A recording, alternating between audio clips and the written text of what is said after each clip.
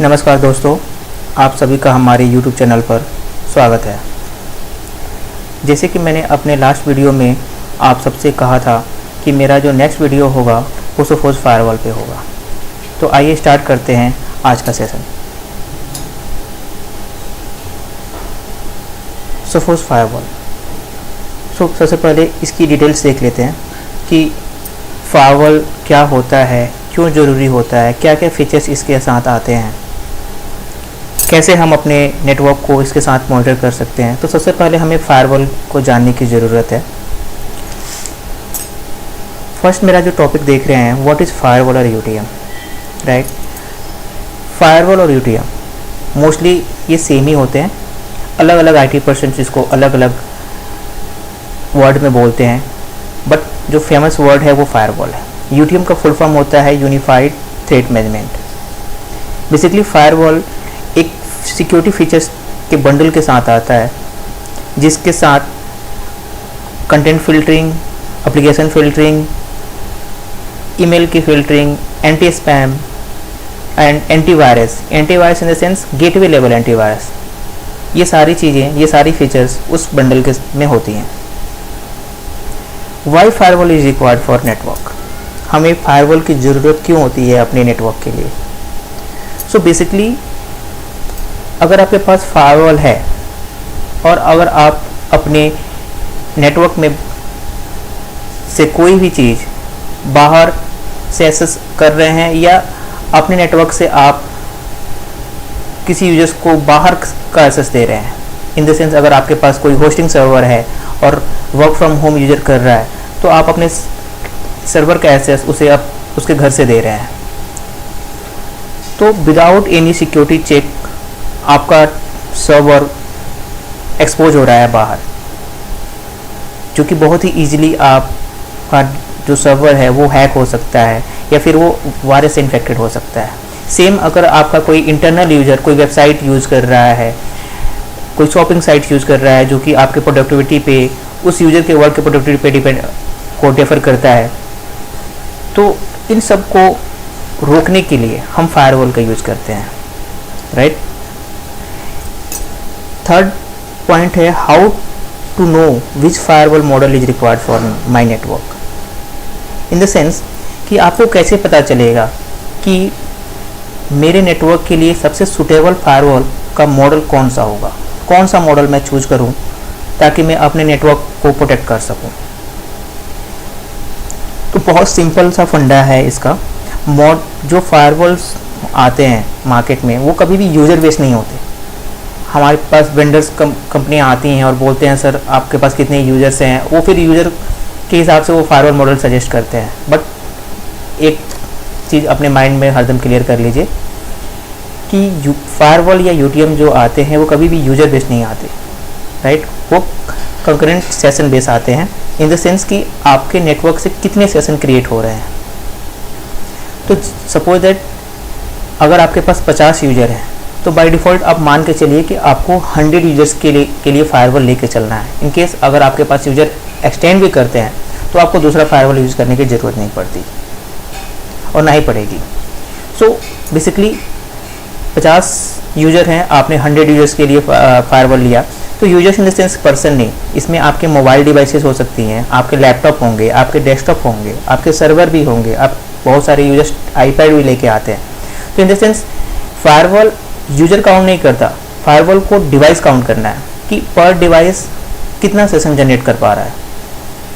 उसी के हिसाब से फायरवॉल सेशन को सपोर्ट करता है। जब आपके पास नंबर ऑफ सेशन बढ़ते चले जाएंगे तो आपका फायरवॉल का परफॉर्मेंस धीरे धीरे स्लो होता चला जाएगा, उसकी रैम, उसका प्रोसेसर सब धीरे धीरे स्लो होता चला जाएगा और आपका नेटवर्क की जो स्पीड होगी वो धीरे धीरे स्लो होती चली जाएगी। तो ध्यान रखें, जब भी फायरवॉल का सिलेक्शन करें तो अपने करेंट यूजर से हरदम डबल लेके चलें। इनकेस अगर आपके 10-20 यूजर बढ़ भी जाते हैं तो आपको फायरवॉल पे दोबारा से पैसे इन्वेस्ट करने की ज़रूरत नहीं पड़ेगी। इसके साथ जो फीचर्स आते हैं फायरवॉल के साथ, वेब फिल्टरिंग बहुत सिंपल सी है, नाम से ही डिफाइन हो रहा है। जो भी वेबसाइट होती है उसको फ़िल्टर करने के लिए उसमें वेब फिल्टर की फैसिलिटी होती है। एप्लीकेशंस, मोबाइल्स हैं जिसमें हम एप्लीकेशन डाउनलोड करते हैं बहुत सारे यूजर्स अपने विंडो में भी एप्लीकेशन इंस्टॉल करके रखते हैं। एप्लीकेशन को फ़िल्टर करने के लिए हमें एप्लीकेशन फ़िल्टर की ज़रूरत होती है। हर एक साइट के साथ आपने देखा होगा HTTPS लगा होता है, बट कई सारे साइट्स के साथ HTTPS नहीं लगा होता है, यानी सिक्योर सॉकेट वो उन्होंने परचेज नहीं किया होता है। तो मोस्टली चांस में होता है क्या है कि उन साइट्स के थ्रू हमारे नेटवर्क में वायरसेस आने के चांसेस बहुत ज़्यादा होते हैं। तो उसके लिए फायरवॉल आपको एंटीवायरस की फैसिलिटी देता है, जो कि गेटवे लेवल पे जितने भी ट्रैफिक आता है इंटरनल उसको स्कैन करता है।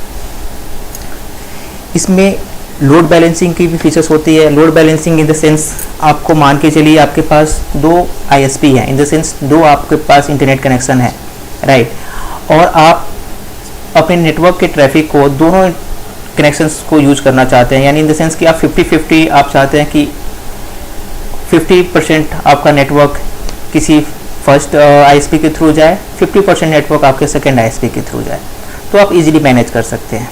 या फिर आप चाहते हैं कि मैं सेकेंड जो मेरा ISP है, जो कि हो सकता है कि फर्स्ट आपकी ISP की स्पीड 50 Mbps हो और सेकेंड का 20 Mbps हो, और आप चाहते हैं कि 50 Mbps जो मेरा लाइन है यानी जो इंटरनेट कनेक्शन है उसको मैं एज ए एक्टिव, यानी सारी ट्रैफिक मेरा 50 Mbps के थ्रू होके जाए।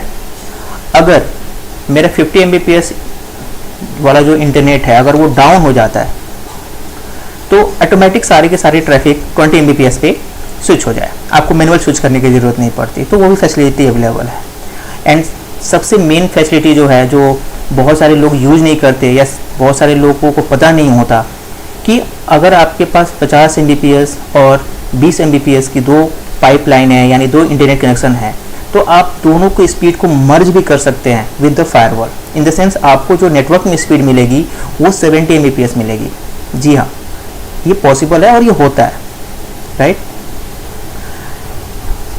6 नंबर टॉपिक है आपका netting. Netting in the sense कि आपको कोई भी सर्वर आपको पब्लिक के लिए एक्सपोज करना है, इन द सेंस आपने कोई सर्वर होस्ट कर रखा है और उसे आप आउटसाइड द नेटवर्क एक्सेस करना चाहते हैं, तो वो नेटिंग के थ्रू आप इजीली एक्सेस कर सकते हैं इन द सेंस फायरवॉल के थ्रू। DCP सर्वर की सारी फैसिलिटी ऑलरेडी इसके अंदर होती है, आप इसमें रजिस्ट्रेशन भी कर सकते हैं, राइट। सो जो DCP सर्वर हम विंडो में बनाते हैं वो सारी फैसिलिटी आपको फायरवॉल में मिल जाती है। पॉलिसी किस किस बेस पे आप पॉलिसी लगा सकते हैं? आप IP बेस पॉलिसी लगा सकते हैं, इसके अंदर आप ग्रुप बेस पॉलिसी लगा सकते हैं। ग्रुप इन द सेंस आपके पास IT टीम है, HR टीम है, सेल्स टीम है, आप उसके बेस पे भी पॉलिसी लगा सकते हैं। आप मैक एड्रेस बेस पे भी पॉलिसी लगा सकते हैं। एंड आप application base in the sense अगर आपका कोई एप्लीकेशन है, आप चाहते हैं कि उस एप्लीकेशन को बैंडविड्थ वो हाई पे मिले, इन द सेंस ज़्यादा मिले, तो आप उस बेस पे भी पॉलिसी लगा सकते हैं फायरवॉल के थ्रू। बैंडविड्थ मैनेजमेंट है, आप इजीली बैंडविड्थ मैनेज कर सकते हैं कि कौन से डिपार्टमेंट को कितना स्पीड देनी है। मेरा पास अगर मैनेजमेंट है और मुझे उनको ज़्यादा स्पीड देनी है, मैं नहीं चाहता कि उनको कम स्पीड हो, तो आप उसे इजीली फायरवॉल के थ्रू मैनेज कर सकते हैं। 10वां टॉपिक आता है कि basic requirement for firewall installation, right. अगर आप फायरवॉल इंस्टॉलेशन करने जा रहे हैं, राइट, तो आपको क्या क्या ज़रूरत होती है, आपको पहले से प्री रिक्वेस्ट क्या तैयार करके रखनी है। तो मैं आपको अपना फाइल शेयर कर रहा हूँ। सो बेसिकली आप देख पा रहे होंगे जो बेसिक डिटेल्स है, इसमें आपको पहले अपने लैन की IP इन द सेंस आपका लोकल नेटवर्क, आपको पूरा एड्रेस पता होना चाहिए कि IP एड्रेस क्या चल रहा है, मेरा सबनेट क्या है, मेरा गेटवे क्या है। मेरा अगर लोकल DNS है तो आप लोकल DNS एंटर कर दीजिए, अदरवाइज आप पब्लिक DNS का भी यूज कर सकते हैं। Same WAN IP in the sense ये आपको मिलेगा ISP के थ्रू, जो आपका इंटरनेट प्रोवाइडर होगा। अगर आपके पास लीज लाइन है तो आपको डेफिनेटली स्टैटिक IP मिल जाएंगे, जिसमें आपको IP, सबनेट, गेटवे और उसका DNS मिलेगा। सपोज दैट अगर किसी के पास ब्रॉडबैंड है और उसने पब्लिक IP नहीं ले रखी है, अपना नेटवर्क वो DCP से चला रहा है, तो कोई टेंशन ज़्यादा लेने की ज़रूरत नहीं है। आप एज ए फायरवॉल को DHCP यानी सेंस आप DHCP के थ्रू भी कॉन्फ़िगर कर सकते हैं, राइट। थर्ड ऑप्शन आता है एक कि हमने घर में देखा होगा ब्रॉडबैंड यूज करते हैं, तो ट्रिपल PoE का यूज करते हैं। वो आते हैं, एक यूज़र नेम पासवर्ड डालते हैं और DCP सर्वर कॉन्फ़िगर करके हमें इंटरनेट चला के दे जाते हैं। तो फायरवॉल में ये भी फैसिलिटी अवेलेबल है, आपके पास ट्रिपल PoE की फी फैसिलिटी अवेलेबल है। इन द सेंस, कहने का मतलब सिंपल सा ये है कि आप फायरवॉल को स्टैटिक आईपी के थ्रू, डीएचसीपी के थ्रू या ट्रिपल पीओई के थ्रू, इन तीनों के थ्रू आप अपने नेटवर्क में इंटरनेट चला सकते हैं, यानी फायरवॉल को कॉन्फ़िगर कर सकते हैं। तो आपको ये टेंशन लेने की ज़रूरत नहीं है कि अगर आपके पास पब्लिक आईपी नहीं है, अगर आपके पास स्टैटिक आईपी नहीं है, तो क्या मैं फायरवॉल नहीं ले सकता? जी नहीं, आप फायरवॉल ले सकते हैं, आप फायरवॉल यूज कर सकते हैं, आप फायरवॉल की सारी फैसिलिटी यूज कर सकते हैं, राइट। तीसरा, हमें ज़रूरत पड़ता है ईमेल आईडी की। जब भी हम फायरवॉल कॉन्फ़िगर करते हैं तो उस फायरवॉल को हमें एक ईमेल आईडी से रजिस्टर्ड करना पड़ता है कि या दिस इज़ माय फायरवॉल, और ये मेरी कंपनी के नाम पे या अपने नाम पे ये मैंने परचेज किया हुआ है। उस पर लाइसेंस डलता है। लाइसेंस इन द सेंस कि जो भी मैंने आपको सिक्योरिटी बताई कि web filtering, application filtering, antivirus जो गेटवे लेवल सिक्योरिटी देता है, हमें स्कैन करता है सारे ट्रैफिक्स को, उन सब का एक बंडल आता है जिसे हम लाइसेंस बोलते हैं, राइट। लाइसेंस आप 1 ईयर के लिए, 2 ईयर के लिए, 3 ईयर के लिए, 5 ईयर के लिए परचेज कर सकते हैं। बाय डिफ़ॉल्ट पहले वो ट्रायल भी आप यूज कर सकते हैं 15 डेज, कई फायरवॉल्स 30 डेज के लिए देते हैं, कई फायरवॉल्स 15 डेज के लिए देते हैं, तो आप एज ए ट्रायल भी यूज कर सकते हैं। बट हाँ, after the trial you need to license. अगर आपके पास लाइसेंस नहीं है, राइट, तो फायरवॉल आपका इंटरनेट चलाते रहेगा। यहाँ पे आपको जानने वाली बात है कि कई लोग बोलते हैं कि मेरा लाइसेंस एक्सपायर हो गया है। तो लाइसेंस एक्सपायर हो गया तो आपको ज़्यादा टेंशन लेने की ज़रूरत नहीं है, बिकॉज लाइसेंस में सिर्फ आपका जो फिल्टरिंग है, इन द सेंस जो भी आपका सिक्योरिटी बंडल है, वो काम नहीं करेंगे। अदरवाइज आपका इंटरनेट चलता रहेगा, आपके डीसीपी सर्वर चलता रहेगा, आपका लोड बैलेंसिंग चलता रहेगा, फायरवॉल की और जो फैसिलिटीज़ हैं वो चलती रहेंगी, बट आपकी सिक्योरिटी ख़त्म हो जाएगी। तो सिक्योरिटी पार्ट हम फायरवॉल लगा ही रहे हैं कि हमारा नेटवर्क सिक्योर रहे, तो ध्यान रखें इस सिक्योरिटी पैक को हरदम एक्टिवेट रखें, इसको एक्सपायर ना होने दें। और दूसरी बात कि इस सिक्योरिटी के साथ ही, यानी ये जो बंडल आता है, इसके साथ ही हमारे फायरवॉल यानी हार्डवेयर जो डिवाइस होती है, इसकी सपोर्ट, अगर आपको कस्टमर केयर में कॉल लॉक करानी है, कोई प्रॉब्लम आ गई जो आप सॉल्व नहीं कर पा रहे हैं, तो उसके लिए सबसे पहले वो आपका फायरवॉल की की मांगते हैं, अप्लायंस की मांगते हैं, और वो चेक करते हैं कि आपके पास वैलिड लाइसेंस है या नहीं है। अगर आपके पास लाइसेंस है वो आपको सपोर्ट करेंगे, अदरवाइज आपको वो मना कर देंगे। दूसरी बात, अगर आपके पास लाइसेंस है तो आपका जो हार्डवेयर है वो आपकी वारंटी में, इन द सेंस वो आपके वारंटी में रहता है। वारंटी इन द सेंस कि अगर फायरवॉल कभी भी आपका डाउन होता है, फेल होता है हार्डवेयर, तो आपको advance replacement, in the sense तुरंत आपको नया फायरवॉल मिल जाएगा उसके रिप्लेसमेंट में, राइट। जैसे मैंने आपको बता रखा है कि डीएचसीपी की डिटेल्स ऑलरेडी होती है इसमें अंदर, राइट। आपको डीएचसीपी पता होना चाहिए कि मेरा नेटवर्क कहाँ से कहाँ रन हो रहा है फ़िलहाल अभी, और मैं फायरवॉल अगर लगाने जा रहा हूँ तो मुझे फायरवॉल जो डीएचसीपी की रेंज है, जो स्कोप है, वो कहाँ कितनी रखनी है, राइट। अगर आपके नेटवर्क में कोई सर्वर्स हैं तो सर्वर्स की आईपी आपके पास हो, ताकि आप सर्वर के आईपी को एक्सक्लूड कर सकें उस डीएचसीपी रेंज से। तो बेसिकली मैं आपको बता रहा हूँ नेक्स्ट कि फायरवॉल का इंस्टॉलेशन जो होती है वो नेटवर्क में आप कहाँ कर सकते हैं, फायरवॉल को हम कहाँ कहाँ कैसे प्लेस करते हैं, राइट। ये है आपका नेटवर्क डायग्राम। दोस्तों इसको समझना बहुत ज़रूरी है, राइट। हर ऑफिस या छोटा हो या बड़ा, उसमें नेटवर्क होता है, और नेटवर्क के डायग्राम को समझना बहुत ज़रूरी है। तो यहाँ पे आप देख रहे हैं कि यहाँ पे मैंने 2 आईएसपी ली है, एक टाटा और एक एयरटेल। दोनों आईएसपी ने अपना मॉडेम दिया हुआ है, राइट। अगर अब मैं फायरवॉल को हटा दूँ तो लोग करते क्या है कि मॉडेम को डायरेक्टली स्विच पे टर्मिनेट करते हैं और स्विच से यूजर्स कनेक्टेड रहते हैं। यहाँ पे आपको एक चीज़ देखने को मिल रही होगी, core switch, right. Basically core switch, एक मिनट दीजिएगा मेरे को प्लीज़।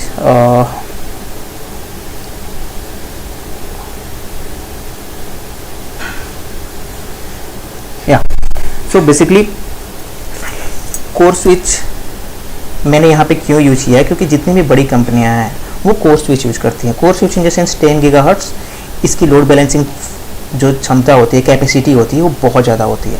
बट मोस्टली एसएमबी जो कंपनियां होती हैं वो डायरेक्टली फायरवॉल से या फिर डीएसएल मॉडेम से डायरेक्टली आपका जो केबल आती है डायरेक्टली स्विच में टर्मिनेट करती हैं और स्विच से हमारे जितने भी डिवाइसेज होते हैं वो कनेक्टेड रहते हैं। यहाँ पे मैंने कोर स्विच इसलिए यूज़ किया है क्योंकि अगर आप किसी बड़े नेटवर्क के लिए फायरवॉल इंस्टॉल कर रहे हैं तो डेफिनेटली आप प्लीज़, मेरा सजेशन रहेगा कि आप कोर स्विच जरूर यूज़ करें, राइट। और डिस्ट्रीब्यूशन स्विच तो बाय डिफ़ॉल्ट आपको ज़रूरत होती ही है। तो आप देख रहे हैं कि मैंने फायरवॉल को कहाँ पे इस्टेब्लिश किया है। आपके मॉडम इन द सेंस जो इंटरनेट कनेक्शन का मॉडम है और आपका जो कोर स्विच है, अगर आपके पास कोर स्विच नहीं है तो आप इसको डिस्ट्रीब्यूशन स्विच और मॉडम के बीच में आपको इंस्टॉल करना है। इन द सेंस आपके नेटवर्क में जो भी ट्रैफिक जाएगा पहले वो स्विच के पास जाएगा, स्विच आपको फायरवॉल के थ्रू रूट करवा के आपको आईएसपी के थ्रू जाएगा। इन द सेंस जो भी ट्रैफिक हो इन एंड आउट वो सारा फायरवॉल आपका मॉनिटर करेगा, उसको अपनी पॉलिसी चेक करेगा, उसकी सारी सिक्योरिटी चेक करेगा, उसके बाद से उसको इन करना होगा तो इन करने देगा, आउट करना होगा तो आउट करने दे होगा, अदरवाइज वो स्टॉप करके आपको मैसेज दे देगा, राइट। तो आप देख रहे हैं कि मैंने 2 आईएसपी है, ठीक है। फायरवॉल में दिखा देता हूँ कि मोस्टली फायरवॉल जो सोफोस का फायरवॉल होता है, राइट। आप देख रहे हैं ये आपका ऊपर जो ऑप्शन है ये फ्रंट पार्ट होता है, मैंने XG86 ले रखा है।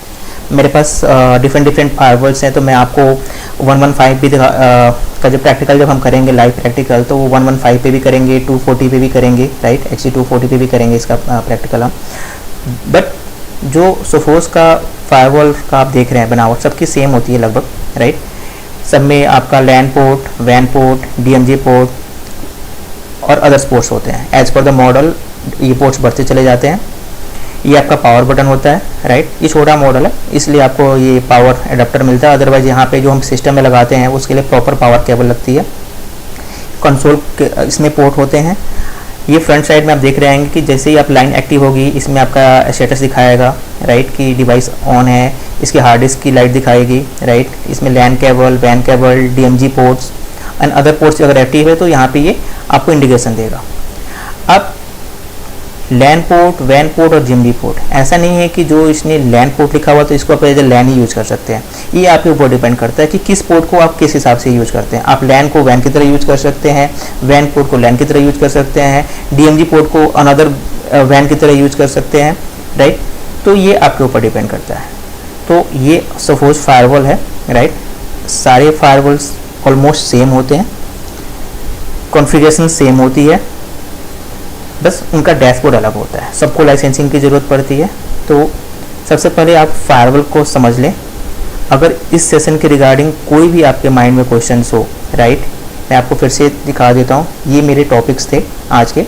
व्हाट इज़ फायरवॉल, फायरवॉल क्यों ज़रूरी है हमारे नेटवर्क के लिए, कौन सा मॉडल हमारे लिए ज़रूरत है, कौन कौन सी इसके अंदर फीचर्स आते हैं, लोड बैलेंसिंग क्या होता है, नेटिंग क्या होता है, DHCP सर्वर्स में कौन कौन सी फैसिलिटी फायरवॉल के पास होती है, सारी फैसिलिटीज होती हैं, किस किस बेस पे हम पॉलिसी लगा सकते हैं, bandwidth management, basic requirement for firewall installation. जो मैंने आपको फाइल दिखाई है कि आपको अगर आप फायरवॉल इंस्टॉल करने जा रहे हैं अपने नेटवर्क में या किसी और दूसरे के नेटवर्क में करने जा रहे हैं, राइट, तो आपके पास सबसे पहले उस नेटवर्क का लोकल IP होना चाहिए, उसका वैन IP होना चाहिए, वैन IP इन द सेंस वैन डिटेल्स होनी चाहिए, और एक ईमेल ID, लाइसेंस की डिटेल्स, DHCP और सर्वर्स की IP, ये आपके पास होनी चाहिए।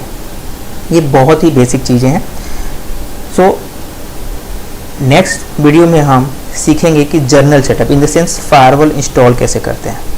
ये मैं आपको लाइव दिखाऊंगा विथ वीडियो। सो आप मेरे साथ बने रहें।